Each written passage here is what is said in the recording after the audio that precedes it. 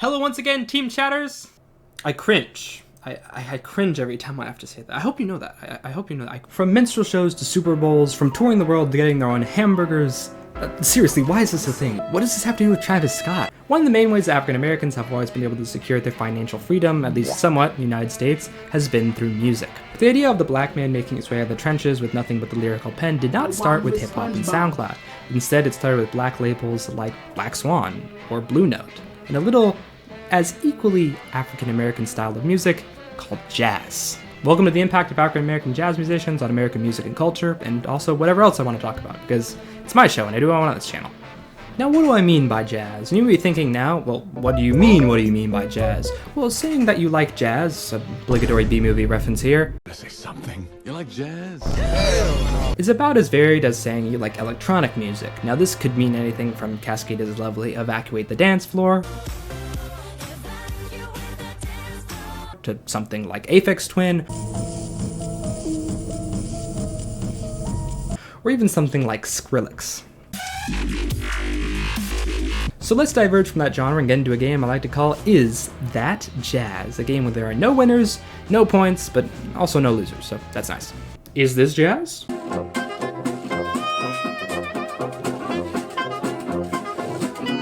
Yep, that's from Tuba Skinny, a contemporary New Orleans jazz band. That's a type of traditional jazz often referred to as Dixieland jazz, although African Americans never seem to refer to it by that name. Gee, I wonder why. But yeah, I actually got a shirt of them right here. Pretty cool. Is this jazz?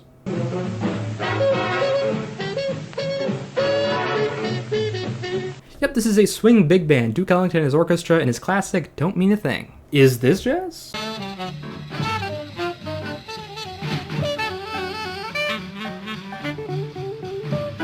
Yep, that's Charlie Parker's Ornithology, a bebop song. Funnily enough, despite the name, the anime cowboy bebop primarily uses music from the swing and big band subgenres of jazz, and not as much bebop as you'd think. Is this jazz? Miles Davis's Boplicity is an example of cool jazz, a variant of bebop that is more soft, but you're probably more familiar with this song from the subgenre. Take 5. Okay, so because Sony Music Group blocked this video because I had Take 5 in it, including in Israel, by the way, I'm pretty sure they have better things to do right now. I'm going to play it on my alto sax, and see, the good part about this is that the worse I play it, the less likely I am to get into legal trouble with Sony. So that's pretty good, because I'm not very good at this, and I've never played this before.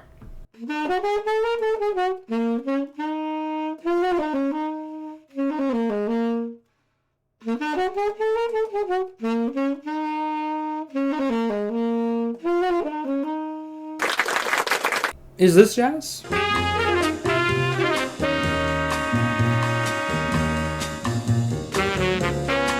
Horace Silver's Song for My Father is a banger and is certainly jazz, belonging to the hard bop subgenre. Is this jazz?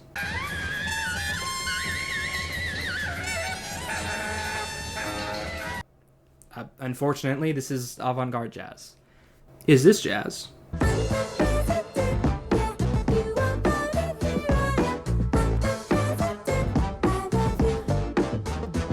Somehow, this is nowhere, jazz fusion, which could literally mean anything.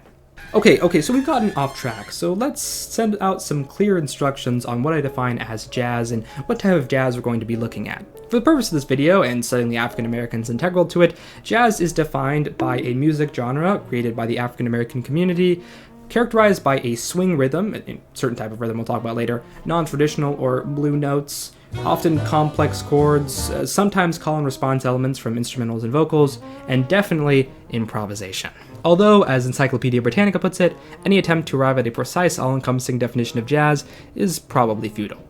What I'm focusing on for this video is any point from the 1900s, like the early 1900s, all the way up to the 1970s, which you may think is a weird and vague and oddly arbitrary type of time frame, but it's also the time in which Louis Armstrong was alive, which is, kind of a good barometer. So without further ado, let's get into the music and the impact of African American jazz musicians and their influence on American music and culture.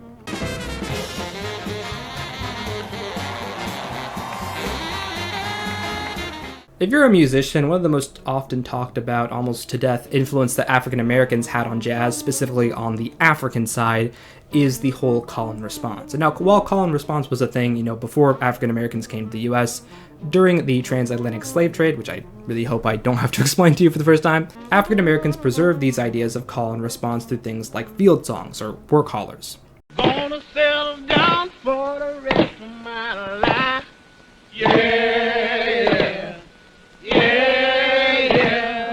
You see, call and response was and is a very typical component of African music, and when that was brought from the US, they actually didn't have their drums or any sort of musical instrument, so they had to preserve it vocally. A clear, more jazzy example of call and response comes from Cab Calloway's overt singing in Minnie the Moocher.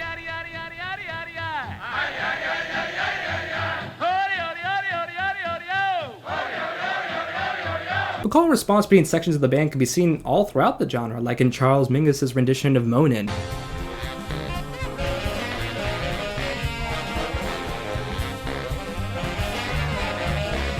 Or Louis Armstrong's West End Blues.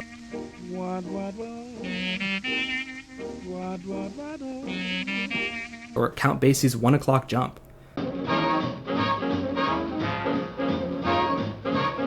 So a little bit after that, jazz becomes the mainstream popular music of America.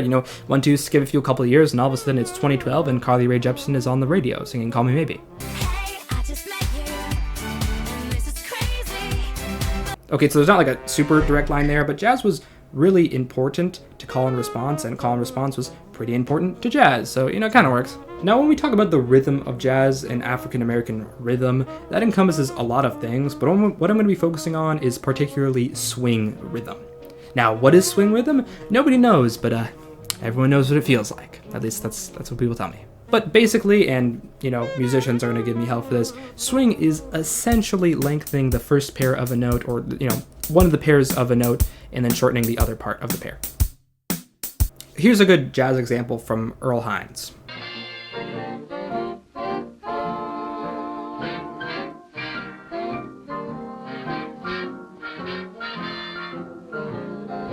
The creation of the swing groove would also be essential to creating the big band and swing subgenres of music.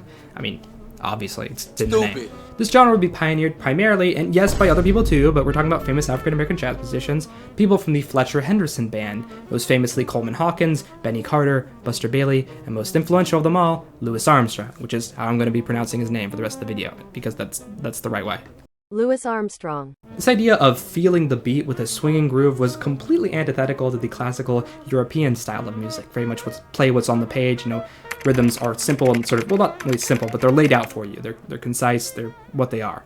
And this created an opportunity for people to experiment with music and rhythm. This would be very important to genres like funk, which is very groovy. That was like kind of a joke. And also things like European house music, or even elements of like hip-hop. Oh, and most importantly, electro swing. It's literally in the name. But unfortunately, the king of swing is a white guy, and as much as I'd like to talk about Benny Goodman, he's kind of beyond the scope of this video because he's white.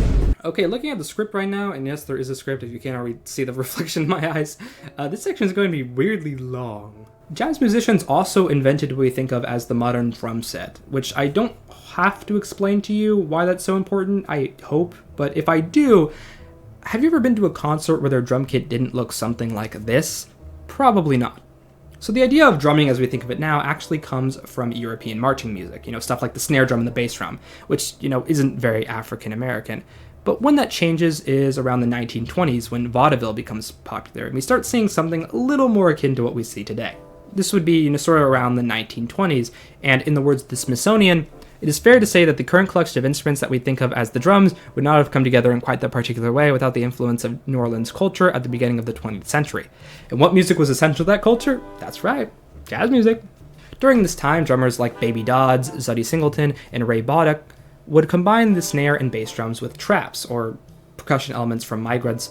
I just realized I didn't explain what those were. So traps in this context, which is basically percussion elements taken from migrants, like I said, but specifically when we refer to Baby Dodds and how we introduced traps to the drum set, we're talking about the tom-toms, the woodblock, and the cowbell, which is responsible for one of my favorite songs in use of cowbell, Jack the Funk.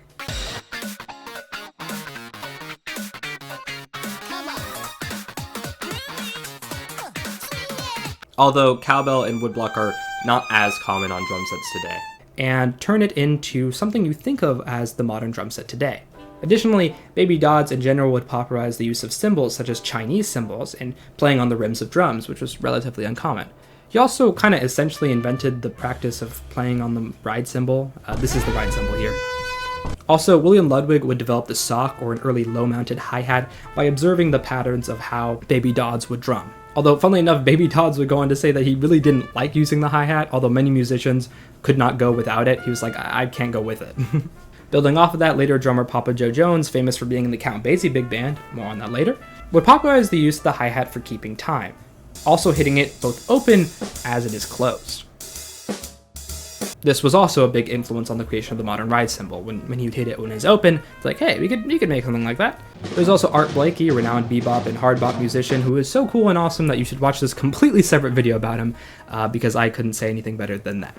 Most importantly though, Max Roach, often considered to be one of the most important drummers of all time, literally called him an OG. Like, that's not a joke, he called him an original. Oh yeah, and just Max Roach in general. Like Joe Jones, Max Roach highly popularized the idea of keeping time on the ride cymbal, something that was pretty uncommon. Again, it shifted from the bass drum to the hi-hat, and now he was pioneering the use of the ride cymbal. Most of all, and this is true of a lot of jazz drummers, Max Roach pushed drums out of its original form as something that is just meant to keep time.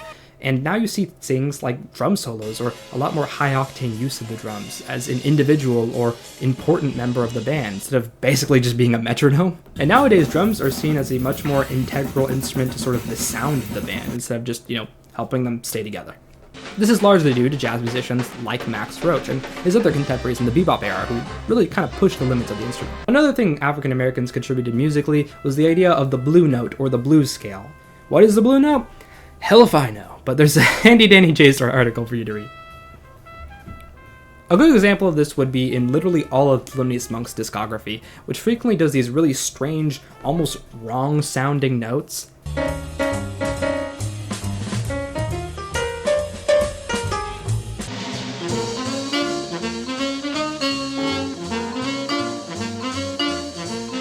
Now I know what you're thinking, didn't the blue note / the blues scale originate in the blues? And yeah, mostly, but jazz is cooler and became more popular, and I like it more, so yeah. Then there's singing in jazz, or vocal jazz, and one element of it that is pretty cool and pretty unique is scat singing, which, what is scat singing? Well, it's the use of your voice to do improvised vocal sounds instead of actually singing something. It's like kind of like rapping, not really. I'll have an example of it for you right now. Commonly thought of as being invented or popularized, because I know some history music people are going to bring it up, by Louis Armstrong's 1926 Heebie-Jeebies. This would later influence artists like Bing Crosby and Duke Ellington and Ella Fitzgerald, who, by the way, has a really good Christmas album. I know it's kind of early, but it's pretty fun. Oh, jingle bells, jingle all the way. Oh, what fun it is to ride in a one-horse open sleigh. Oh, jingle bells. Although you probably know scat singing, at least subconsciously, from that one Jungle Book song.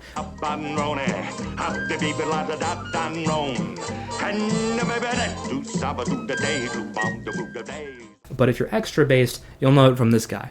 I'm a scat man.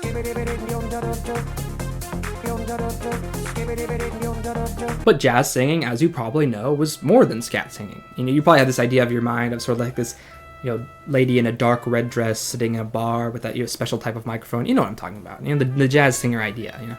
This particular style of singing, at least, part of the way that vocal jazz was done, was popularized through artists like Louis Armstrong. And speaking of dear Louis, he would go on to inspire and befriend legendary crooner Bing Crosby, who would later go on to inspire countless other people like Frank Sinatra, Dean Martin, and a lot of other people who I, don't really listen to. Despite being quite possibly one of the biggest global icons of the time, Crosby was exceedingly interested and inspired by, I know I said inspired by too much in this video, awed by Louis Armstrong, and even fought tooth and nail this one time to get him into a movie with him, which is kind of funny. They were good friends, it's cool. You also have artists like Ella Fitzgerald or Sarah Vaughan, who Frank Sinatra said was so good that it made him literally want to, and I quote, cut his wrist with a dull razor. Jeez, man. Dang. Wow. Okay. I've never listened to anyone that good. And female jazz singers like them would go on to inspire a lot of well-renowned classic singers, and even some modern ones, like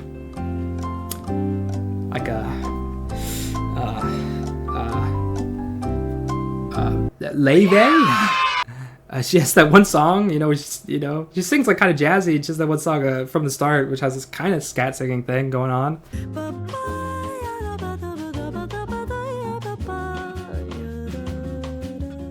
That's all I can really think of. I spend most of my time bouncing between old Paramore, French house music, and whatever this is. So I don't listen to a lot of pop music, I'm sorry. Now for the moment you've probably all been waiting for, if you're a jazz fan, improvisation. And in the name of improvisation, and for the goodness of this video, I'm going to throw out my script and just say whatever the hell I want for the next section of this video. I'm not actually going to do that. I'm already really stressed. I can't do that. Musical improv is the lifeblood of jazz and has been, for at least a long time, the main distinguishing factor between it and other genres. However, improvisation means something very different when you look at the different eras and subgenres of jazz. For example, in the Dixieland era, improvisations were polyphonic, meaning everyone was sort of playing over each other.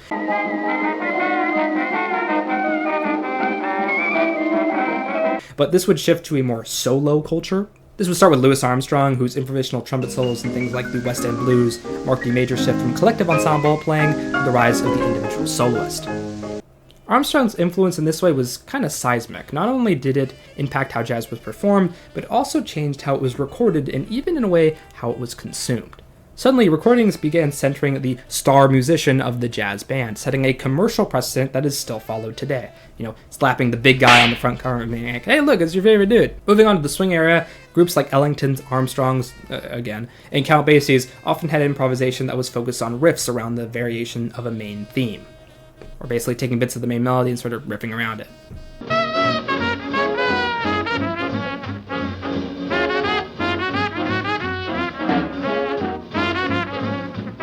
However, going into the bebop era, people like Charlie Parker and Dizzy Gillespie would often incorporate much more complexity into their solos, leading influence to a lot more of those weird, wacky, and insane and complicated solos we hear today. The idea of riffing and musical improvisation at this scale largely comes from jazz musicians and their contemporaries, so if you ever hear a really cool and awesome improvised solo in the middle of a concert you're watching, know that this was largely inspired by mostly African American jazz musicians.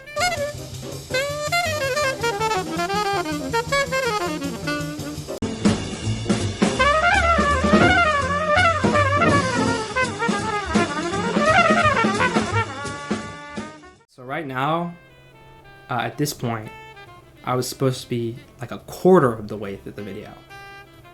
Thank goodness I decided to shorten it. So, I'm sorry, but also, you're welcome. Anyway, let's start picking up the pace, starting with... Yeah, jazz musicians, specifically African-American jazz musicians, are tied to the creation of the modern nightclub.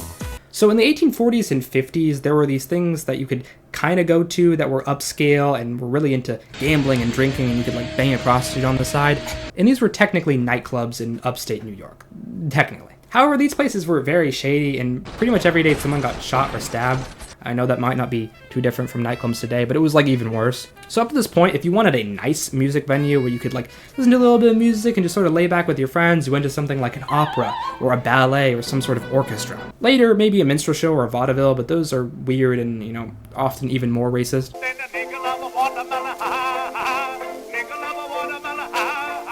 When alcohol was outlawed in Prohibition and basically fun was repealed by the government, gangsters began running these little things called speakeasies, where they would have little small jazz ensembles that would also, serve alcohol to people. Illegally, obviously.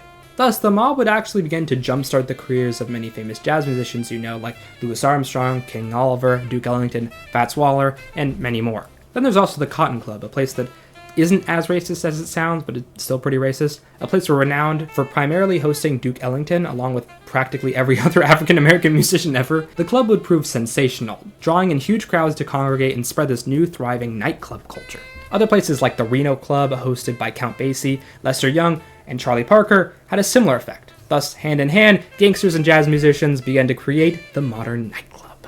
Also, this is kind of a weird detail, but in occupied Paris during World War II, people would flee to their basements and host these underground jazz clubs, which were spots for anti-Nazi sympathizers to hang out because the Nazis really hated jazz music. Yeah, so they would go in these basements called discotheques, which is where the word disco comes from, actually, because they would sit in there and they would play basically jazz records in there and talk about, how much they hated the Nazis and how much the Nazis hated them. So yeah, jazz is also the reason for a lot of the dancing that we think of when we picture this period between like the 20s, the 30s, and the 40s, and kind of like post-World War II a little bit as well. Jazz musician Cab Calloway is the one who coined the term jitterbug, by the way, dancing to swing rhythms. Another dance you may know of, also called the Charleston, a swing dancing staple, was popularized after James P. Johnson performed his The Charleston song. Very, very creative name. Swing music of this era also helped create the dances known as the Lindy Hop,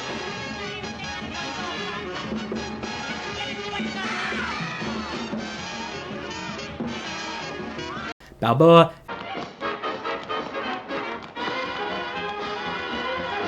and collegiate shag.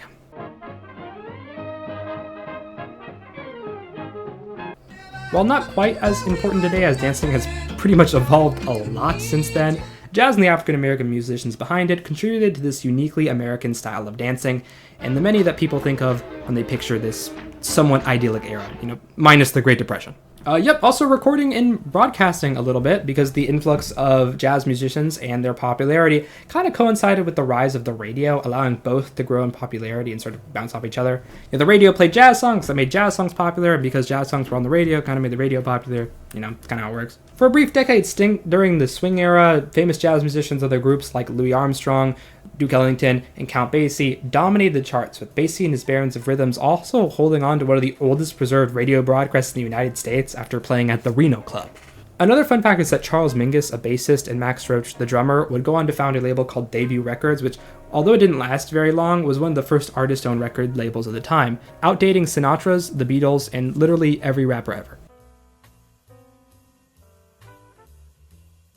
So this is going to be the last section, I know, thank goodness. Yeah, jazz, with the exception of its predecessor, the blues, was really the only major American music genre to highly feature women, especially women of color, in their ranks. People like Ella Fitzgerald, Sarah Vaughan, and Billie Holiday would have been hard-pressed to find themselves getting recognition in any other medium. But it wasn't just those singers. Jazz also led the rise of female instrumentalists such as Little Hardin Armstrong, who played with her husband Louis Armstrong, and Melba Liston, who played with notable musicians like Dizzy Gillespie, Billie Holiday, John Coltrane, and Count Basie. Another interesting fact is while white male people, and African male people too, were drafted for World War II, they were replaced with jazz bands that were all female, which was kind of weird and new for the time.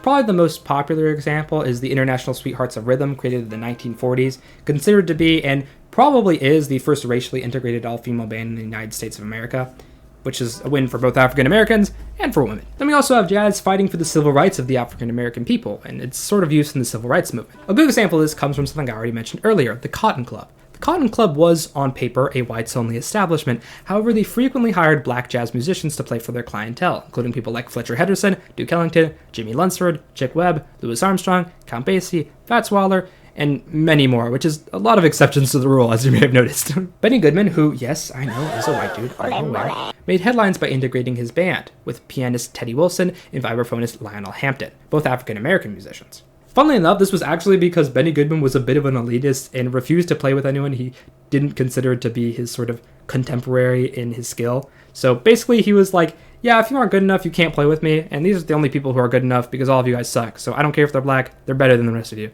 You also have Billie Holiday's famous song Strange Fruit about African Americans being lynched, spreading crucial awareness of the dangers of racism to the growing white audience.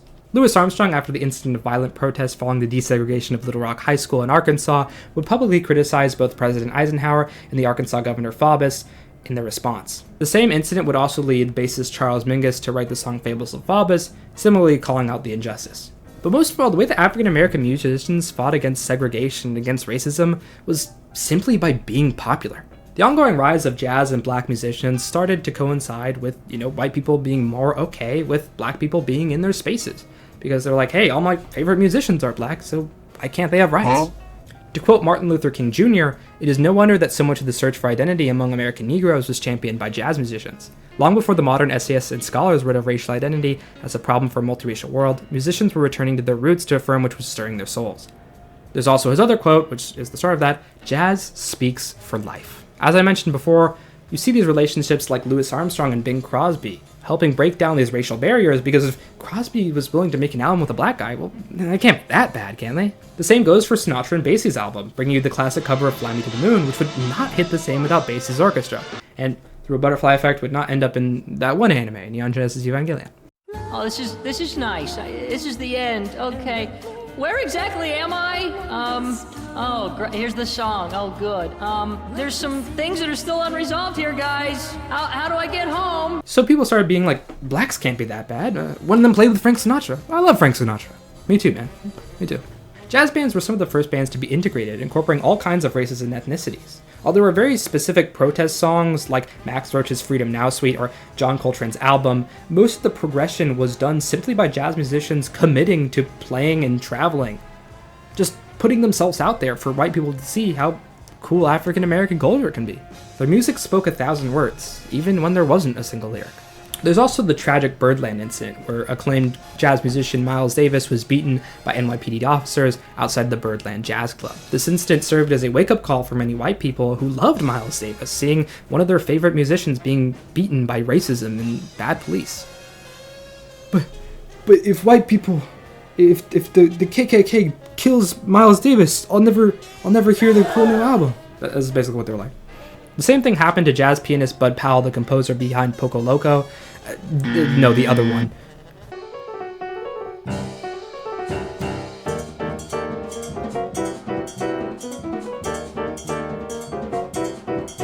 But he wasn't as popular, I guess. Either way, huge cases like this led the way for people, specifically white people, to kind of wake up to reality, being like, yeah, racism is real and it's hurting your favorite jazz musicians. So I thought I'd leave this off with a somewhat positive and fun note and talk about the jazz ambassadors. During the Cold War, starting in 1956, the United States State Department would employ several jazz musicians, primarily Louis Armstrong, Dizzy Gillespie, Dave Brubeck, Benny Goodman, and Duke Ellington, to be ambassadors for the United States overseas. This was basically to improve the public image of the US in the light of criticism from the Soviet Union around racial inequality and racial tension. You see, America was really good at running PR campaigns against the USSR, and it was common for the US to insist it was better than the USSR for X reason. Basically like, we're better than the Soviets because of this, or this, or this, or this. See Nixon's Cold War Kitchen series. But the USSR, among other critical countries, would often point out that the US was pretty obscenely racist, something that Europeans still believe today.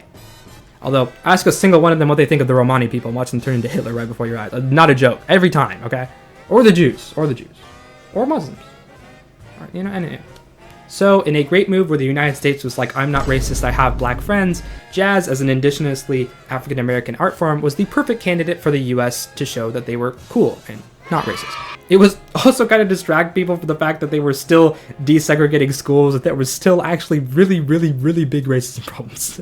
Although Louis Armstrong actually fought against this because, as he said, the way they are treating my people in the South, the government can go to hell. Though apparently a lot of Soviet youths asked for Duke Ellington's autograph, which is kind of funny to think about. And yes, I know Brubeck and Goodman were there too, but they're white, and so they're beyond the scope of this video. Okay, so yeah, yes, it wasn't just African Americans, but most of them were African Americans. Fun fact, the Soviets actually pushed for jazz in East Germany, where they controlled, against the idea that it was the inferior musical art, because they knew that the Nazis hated it, and so they would just like push for it and defend it and be like, no, jazz music is cool, because the Nazis they really hated it. Okay, right after saying that, I want to clear some things up. So the Soviet opinion on jazz kind of bounced back and forth like a lot during the time of the USSR, because at one time, Stalin himself actually liked this guy named Leonid Udazov, who was kind of a jazz person. He was like the closest thing the Russians had to like kind of jazz, and Stalin really liked that guy.